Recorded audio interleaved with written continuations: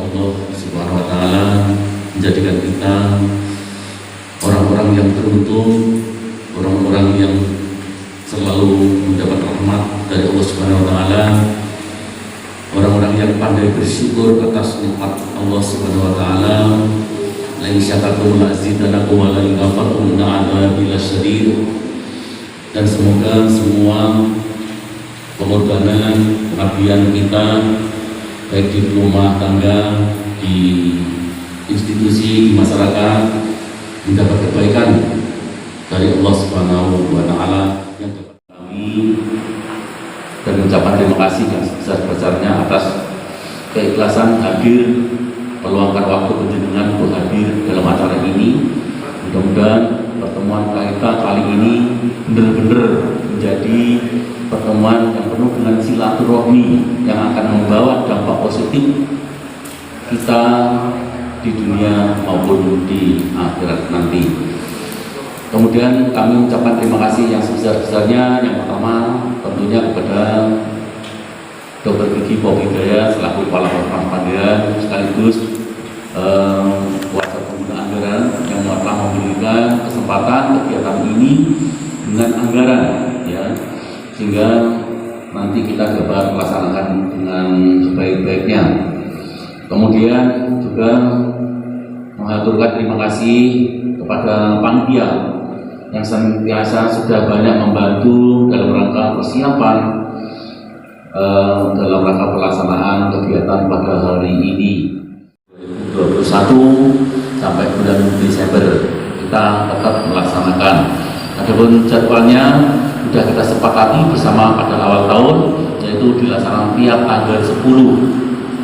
Apabila ketepatan tanggal 10 tanggal libur atau minggu, maka nanti akan diajukan satu hari setelah tanggal 10. Jadi berkaitan dengan pelaksanaan kegiatan tanggal 10, juga penjenengan yang mempunyai kegiatan. Jadi teman-teman yang terlibat di mutu dan juga audit, penjenengan harus bisa melihat admin. Teman-teman pelaksana program, jenengan juga harus bisa melihat admin. Yang memang bagiannya biasanya ada di UKM esensial, jenengan jangan melihat di UKM esensial toh, karena bagian jenengan ada di admin. Yang biasanya ada di UKM pengembangan, itu jangan lihat UKM pengembangan toh, jenengan lihat dulu admin. Di admin itu semuanya ada, jadi jenengan harus lengkapi adminnya dulu sebelum ke programnya penjenengan, seperti itu. Okay? Kemudian catatan yang poin kedua, saya menganggap perlunya revisi peraturan internal khususnya tentang seragam. Kita peraturan seragam kita ini kan sekarang sudah tidak berlaku lagi seharusnya untuk yang peraturan internal yang sebelumnya. Okay? Jadi kalau kemarin itu di peraturan internal ada minggu pertama merah atau hitam, berarti hitam seperti yang pakai Pak Yesi gitu-gitu ya. Habis itu kedua merah gitu. Nah, sejak ada surat edaran dari Bupati tentang kewajiban ASN untuk menggunakan batik lurik atau kebaya, maka itu menjadi dasar kita untuk merubah peraturan internal. Jadi saya merekomendasikan dengan untuk membuat kesepakatan, nanti kita lakukan setelah acara presentasi. Desa Cakul, alhamdulillah atapnya sudah butet lagi. Ibu, lanjut Mas. Ini adalah batas wilayah, lanjut. Terus lanjut mohon. Oh iya, untuk dusun itu secara tertulis ada 5 dusun, tapi saya untuk laporan di KIAKB tetap memakai yang 7 dusun. Yang pertama yaitu pemanfaatan dana BOK Desa Cakul tahun 2020. Kegiatannya yaitu yang pertama kelas ibu hamil itu ada dana sebesar 2.926, tapi terrealisasi sebesar 2.230. Kemudian kelas ibu balita 374.000 itu terserap semua. Kemudian penyuluhan kelompok intervensi PISPK 4.101.000. Kemudian kunjungan konseling itu sebesar 180.000. Itu yang tidak terserap hanya kelas ibu hamil dikarenakan awal-awal adanya pandemi, jadi di tengah-tengah. Pertama, profil Ponkesdes Betung. Visinya yaitu menciptakan masyarakat untuk hidup bersih dan sehat. Yang kedua, misi 1, menggerakkan masyarakat agar menciptakan lingkungan yang bersih dan sehat. Yang kedua, mendorong kemandirian hidup sehat bagi keluarga dan masyarakat. Profil Ponkesdes Betung, data wilayah, batas wilayah: sebelah utara Desa Dongko, sebelah barat Desa Salengbates, sebelah selatan Desa Cakul, sebelah timur Desa Kendali. Di Desa Betung terdiri dari 2 dukuhan, yaitu Bana dan Kerajaan dengan jumlah RT 30 dan 6 RW. Data wilayah seperti berikut. Lanjut. Data kependudukan, jumlah penduduk seluruh yang ada di Desa Betung yaitu 5.863. Laki-laki 2.962, perempuan 2.901. Piramida penduduk dipilah-pilah dari laki perempuan berdasarkan umur 0 sampai lebih dari 65. Lanjut. Jumlah kakaknya, jumlah kakak miskin penduduk terdaftar PBI, data sebagai berikut. Lanjut. Pendidikan, jumlah sekolah yang ada di Desa Betung hanya ada SD yaitu 32 dan taman kanak-kanak ada 3. Lanjut. Data khusus, data derajat kesehatan, yang ada jumlah lahir hidup 70 orang dan kematian semua umur di tahun 2020 sejumlah 36 orang. Capaian kinerja Puskesmas sampai dengan bulan Juni 2021 ya. Untuk mutu itu tercapai 47,91%, untuk UKP 61,47%, untuk UKM pengembangan 52,83%, UKM esensial 53,17%, dan admin 40,79%. Itu mungkin kalau memang nanti ada yang kurang pas bisa klarifikasi. Dari hasil capaian kinerja di mutu itu ada beberapa variabel. Untuk IKM-nya masih 0%. Nah, ini karena memang laporan IKM itu tiap 6 bulan dan saat ini IKM masih dalam proses pengerjaan itu karena dia masih 0. Untuk survei kepuasan pasien itu tercapai 100%, alhamdulillah ya.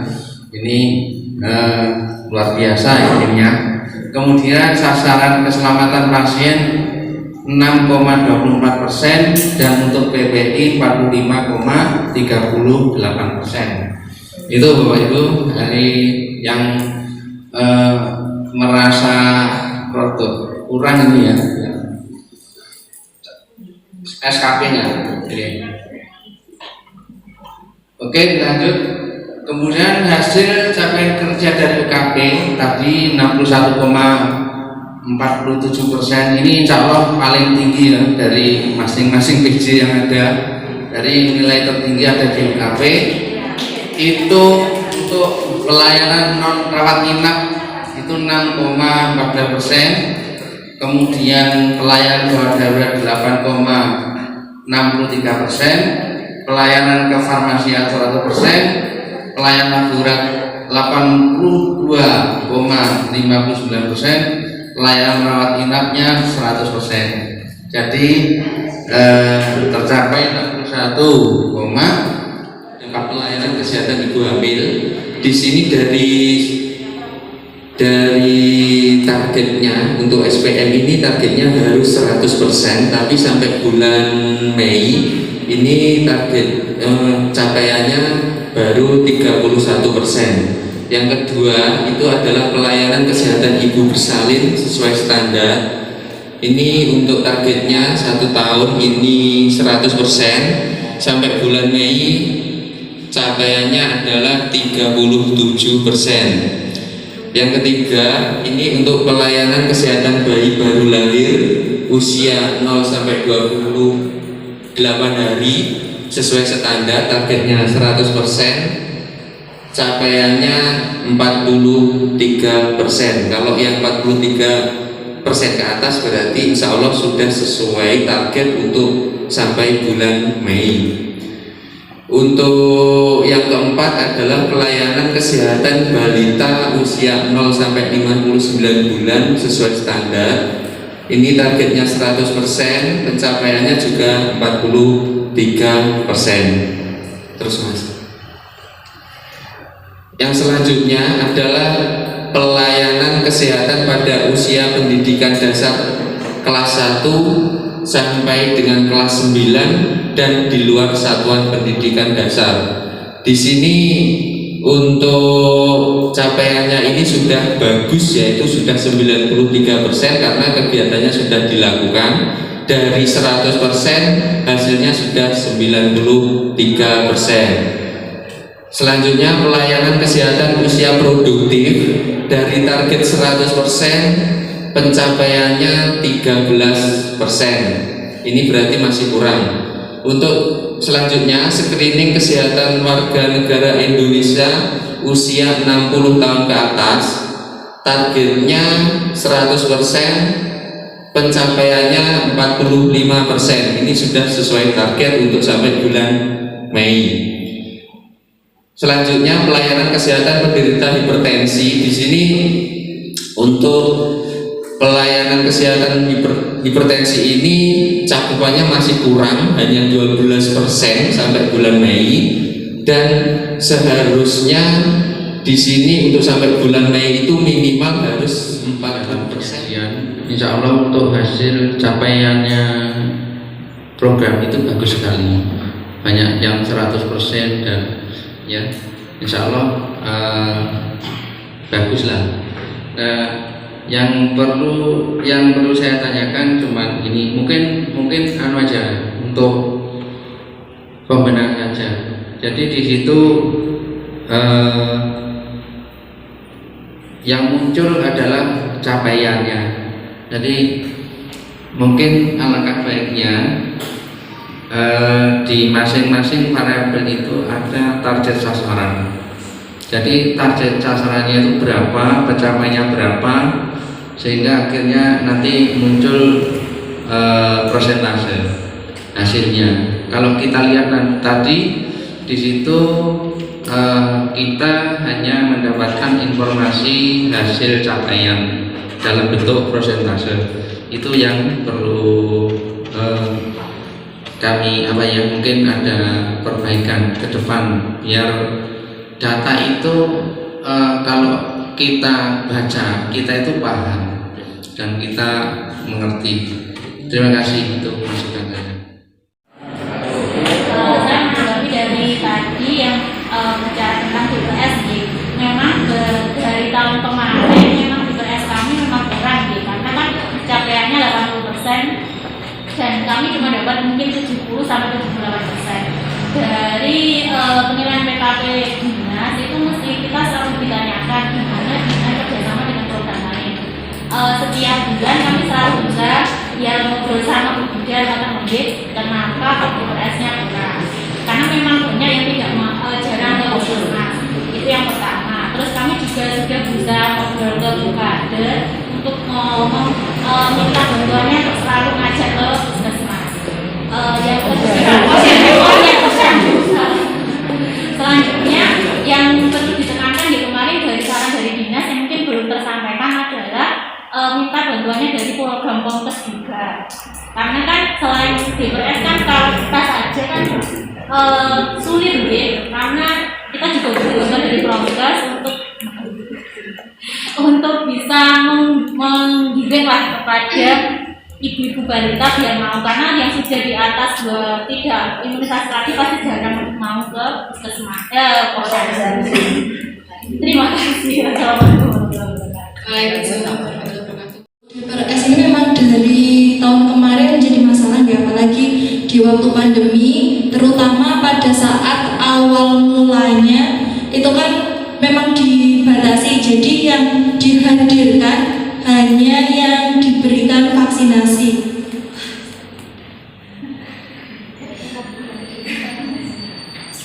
Jadinya sangat mempengaruhi nilai DPRS, apalagi kemudian disusul setelahnya mungkin sedikit membaik setelah diberlakukan kembali posyandu tapi dengan protokol di masa era new normal. Kemudian untuk tindak lanjutnya dari Promkes sendiri sebenarnya pada akhir tahun itu sudah menyusun dalam RUK bahwa akan memasukkan yang terkait dengan DPRS itu ke dalam siaran radio ya. Tapi kemudian ada beberapa kendala sehingga akhirnya harus di-del. Jadi kami belum dapat memasukkan terkait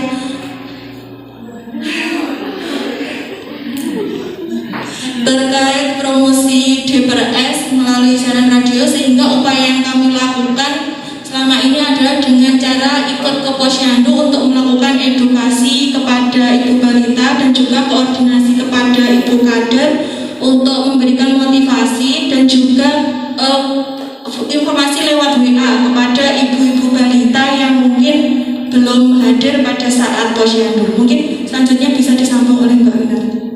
Ibu balita yang enggan ke posyandu, yang pertama memang takut, yang kedua memang ada sebagian yang ada kepentingan lain. Dan untuk kegiatan yang kami rencanakan siaran radio itu memang tidak tercover di BOK menu BOK, dan kami memasukkan di Blut, tapi kemarin sepertinya cuma bisa mendapatkan anggaran sekitar 200 atau 150. Padahal sekali siaran itu kami membutuhkan dana sekitar 300.000 untuk 1 bulan ditayangkan, diudarakan. Nah, kemarin itu kita sudah koordinasi dengan radio Google FM. Sebetulnya beliau kerso apabila kita membuat MOU, misalnya kita itu memang punya program khusus di radio tersebut, misalnya setiap seminggu sekali atau 2 minggu sekali, beliaunya kerso, tapi kita kembali lagi terkait dana. Dan yang kedua, kemarin kami sempat ngobrol-ngobrol dengan Bu Kader terkait dengan DPRS ini. Sebetulnya yang kemarin itu yang didatangkan hanya yang divaksin, tapi sebetulnya Bu Kader itu keliling rumah. Masalahnya hasil penimbangan itu ternyata kan tidak dimasukkan di register sebagian. Mungkin itu Ibu Bidan yang perlu dimotivasi kepada Bu Kader ketika melakukan kunjungan rumah, meskipun itu selesai posyandu, dimasukkan ke register pelayanan di posyandu. Dan yang upaya lagi yang kita lakukan adalah kita membentuk grup masing-masing posyandu, jadi tidak hanya grup kader.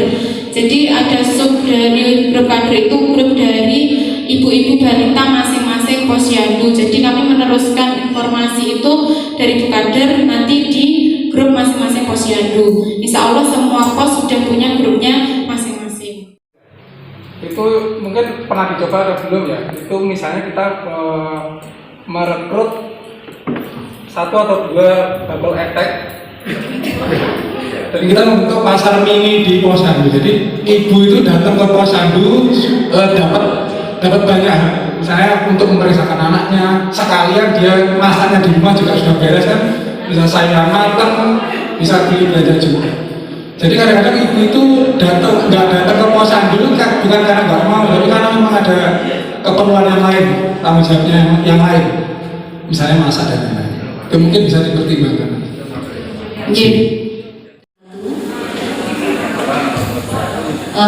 Ini saya mau memberi masukan saja untuk kunjungan sehat Bu.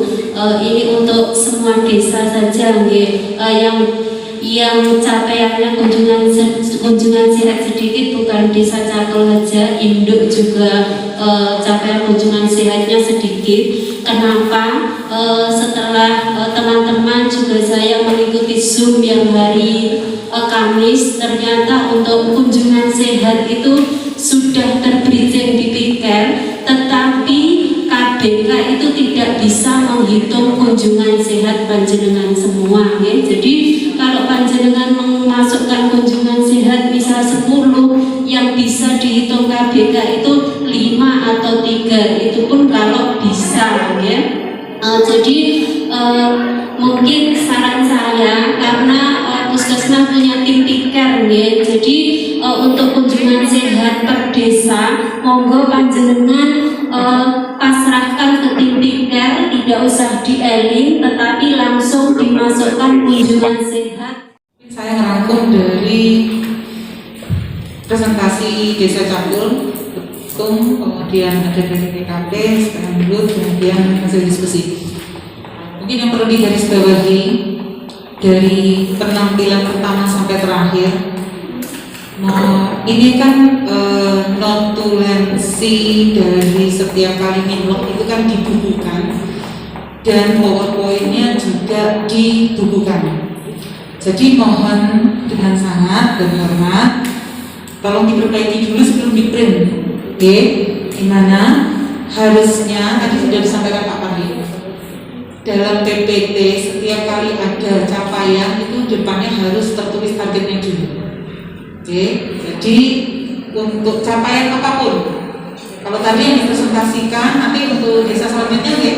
Jadi yang sekarang diperbaiki dulu sebelum di-print, karena PowerPoint-nya harus di-print toh, untuk dokumentasi dibukukan. Oke.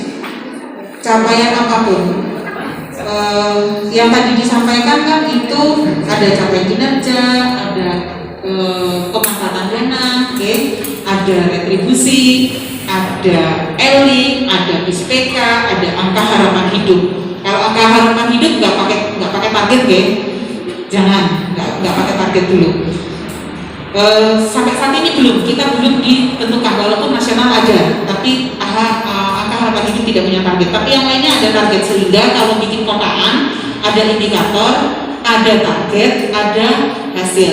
Kalau tadi Pak Pardi malah melengkapi lagi, ada absolutnya, katakanlah target sasaran 100, tercapainya 20, berarti 20%. Kalau misalnya itu, kemudian susunan PPT, PISPK itu pemahaman saya sudah berubah dengan hasil yang didapat dari Mbak Devi kemarin, ya. Kalau yang sebelumnya pemahaman kami 22 kepala puskesmas itu ada 12 indikator, sehingga usah diutak-utik itu rokok sama JKN, ya. Tapi sekarang ternyata tidak bisa, 12-12-nya harus goal, sehingga untuk menuju itu memang perlu trik. Nanti harus ada koordinasi, kita harus duduk lagi semua pelaksana program yang berhubungan dengan PISPK dengan petugas desa, harus menyempatkan satu waktu di mana harus genah kesepakatan cara inovasinya piye. Ya, pada saat mempresentasikan tadi itu kan ada 2020, tadi saya tanya Pak Warto, 2020 supaya kita tahu bahwa hasilan 2020 seperti itu, dan 2021 sampai ke Mei.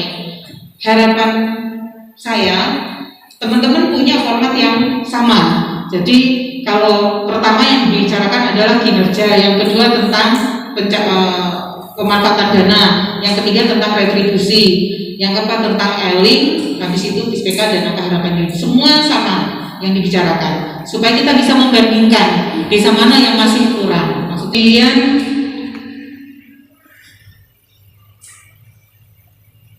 untuk retribusi atau kegiatan Ponkesdes mungkin nanti perlu direvisi dari TU, bahwa semua Ponkesdes tidak bisa dipisahkan lagi untuk pelaporan dan target, karena mereka satu kesatuan. Jadi secara laporan di dinas, kalau Ponkesdes ya judulnya Ponkesdes, tidak bisa koordinasinya sendiri, isinya sendiri tidak bisa. Seperti itu. Perlu pemahaman dari kita semua bahwa target PKP sampai bulan Mei itu minimal 41,67% atau 42% minimal.